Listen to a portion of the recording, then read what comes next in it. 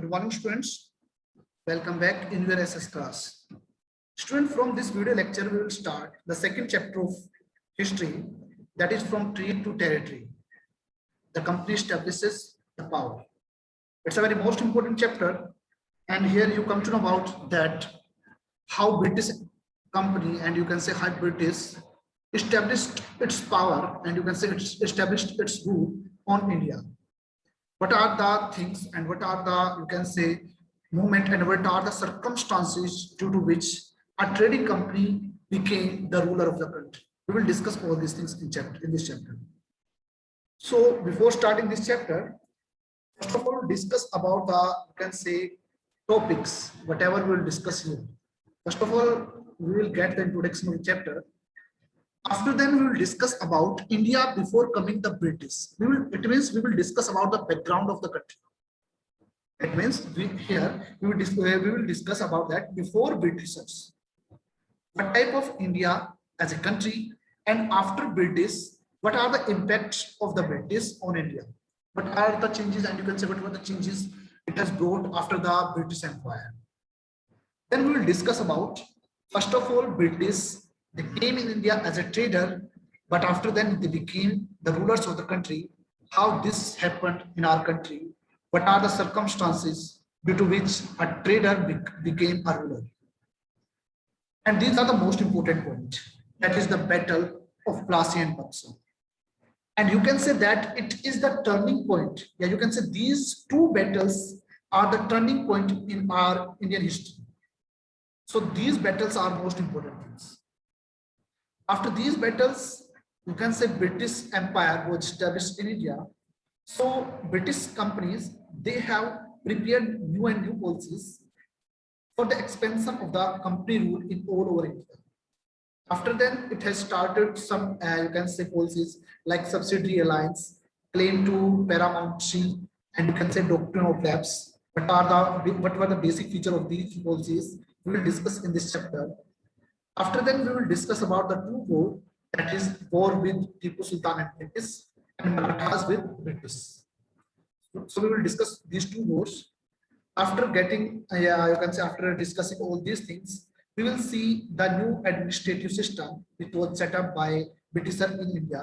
What type of this administration, what were the feature of this administration, whether it was beneficial, or we as a India, you can say as a country of India, suffered. We will discuss all these things. At last, we conclude the chapter. So, बड़ा interesting chapter होने वाला है. So we must read it carefully, and you must be very careful while seeing this video. So first of all, we will discuss the background. Means it is the introduction, and you can say background of India before coming. You can say in the British. Now, dear student, in 6th standard you have discussed about ancient India. But in class 7th, we have discussed about the medieval time period, where we have discussed about the Delhi Sultanate, and you can say Mughal period. In the 7th standard, we have discussed all these things. My dear student, come to the 8th standard. And if you think about 8th standard, where we have left you in 7th standard, we will continue the things from there. We have started that Mughals were the rulers of the country. We have discussed all these things. And Aurangzeb was the last powerful Mughal ruler, and he was died in 1707. And later Mughal, they are not so much powerful. They were not so much powerful, you can say that. And after his death, means after the death of the Aurangzeb, many Mughal governors, you can say the Subedar, they began to asserting their independence. Means they started to vote they started to use as an independent ruler. They started to become an independent ruler after the death of the Aurangzeb, because Aurangzeb, it was the last powerful Mughal ruler. Later Mughal, no doubt, this is not the last Mughal. It is the last powerful Mughal ruler. After them, there are many Mughal rulers are there in India. And if we think about the last Mughal emperor of that is Bahadur Shah Jafar, and he was died in 1862. This was the last Mughal ruler. But I have told you that Aurangzeb was the last powerful Mughal ruler, because the later Mughal emperor, they were very weak. So due to their weakness, all the Subidars, all the Mughal governors, they took the benefit of those things, and they started to establish their regional kingdoms in all over India. It means that power of the Delhi, it was declined. So there is a vacuum of power. Vacuum of power, it means there is a struggle for the power, you can say. Means Mughal Empire weak होने की वजह से आपस में सभी लड़ने लगे, so that everyone can get maximum territory. Everyone can get maximum territory. Everyone can get maximum part of the country. So there is a vacuum of power. They started to, you can say, fight with each other.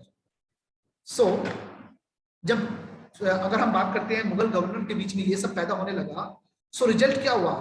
There came a new power in India, and this new power which was emerging in India, that is British power, because it took the benefit of the weak Mughal emperor and even the struggle, and you can say fight between among the different rulers, those who were getting the power. So they took the benefit of all these things, and a new power was emerged in India, and you can say in Indian history. And in this video lecture, we will study about this British power, how it came as a how it came in India, and how it became the ruler of the country. We will discuss about this power. Now, this is the background of India before the British company. Now, first of all, we have one basic question: what is the East India Company? Now, first of all, we must have the knowledge about it. What is the East India Company? So, to know this thing, first of all, we will see the map of the world, and we have to know about that. What are the directions of in East?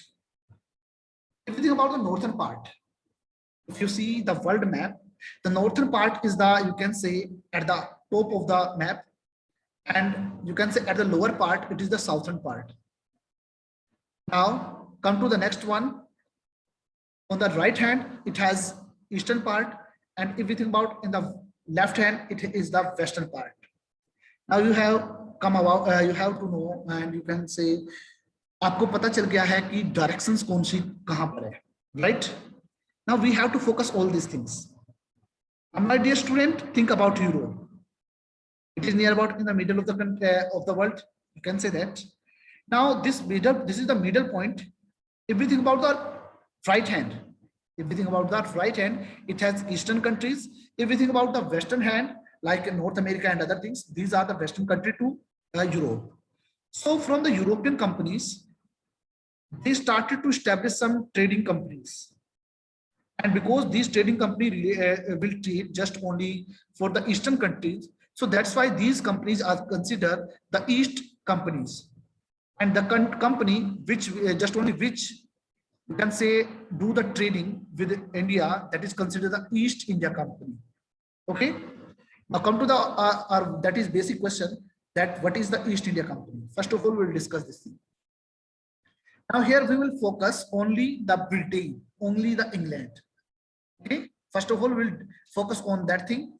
Then we will come to another countries and another things. Okay. My dear student, in 1600, EEIC, English East India Company, the EEIC, it acquired a charter from the Queen Elizabeth I. Means this is the Queen of the Britain at that time. So in 1600, there was a trading company that is called EEIC. It achieved, you can say it got the charter from the Queen Elizabeth I. Now, what do you think about this charter, and what do you know about what is this charter? We must focus on this thing. According to this charter, only EEIC, it means English East India Company, from the Britain, got a sole right to trade with East. It means that only this company from the Britain, will trade with the Eastern countries, not any other company. Not any other company. It means here excluded competition from other English trading company made huge profit. It means this. Means if we have some rival if we have some, you can say, competitor, then our income may be declined. But if we don't have any competitor, it means we have a lot of huge profit.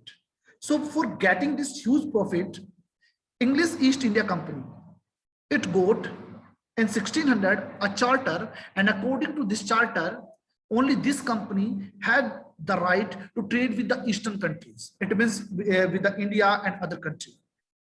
So EEIC stand for English East India Company. This is the most important question.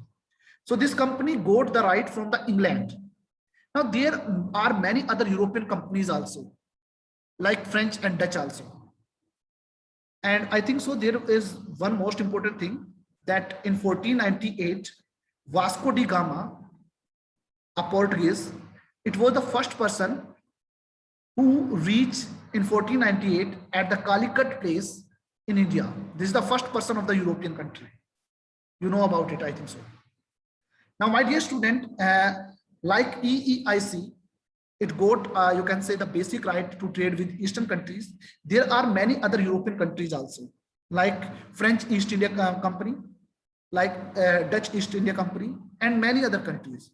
So these countries also came to India and they started to trade. Now, EEIC, it wanted less competition. It wanted there would be no competition so that it could get huge profit. But my dear student, this is not the regulation for the other European country. This is the rule just only for the for the England, not for another country. So there are many other countries at that time in India, and they came to India as a trading companies, and they started also trade. So the trade is created. So there is a competition. Now competition created many you can say problems, but the nature of the competition further increased the problem also. Competition doesn't matter, but this competition created many problems, and due to this problem, there was, you can say, huge problem. This converted into, you can say, different war activities also. Let's think about this thing. First of all, East India Company created its trading company in India, and then there is a struggle, and you can say there was a conflict between, you can say, among all the East India companies. Now, first of all, we will discuss about the trading route, because it's a very most important thing for you. Now, this is the trading route. At one is the Europe, and from Europe, all the trading companies, they move from the, you can say, Atlantic Ocean, and you can say from the Indian Ocean, and they came to India and other, you can say, Asian countries, and they came for the purpose of trade. This is our trade route at that time. Okay. Now, let's think about the European arrival of the East India Company. Now, all the companies, they were interested in buying and the same thing. All the companies, they were interested in buying the same things. Means at that time, they all purchased cotton, silk, pepper, cloves, cardamom, and cinnamon. These are the products which they purchase from the country, means from India, and they sell these things into Europe.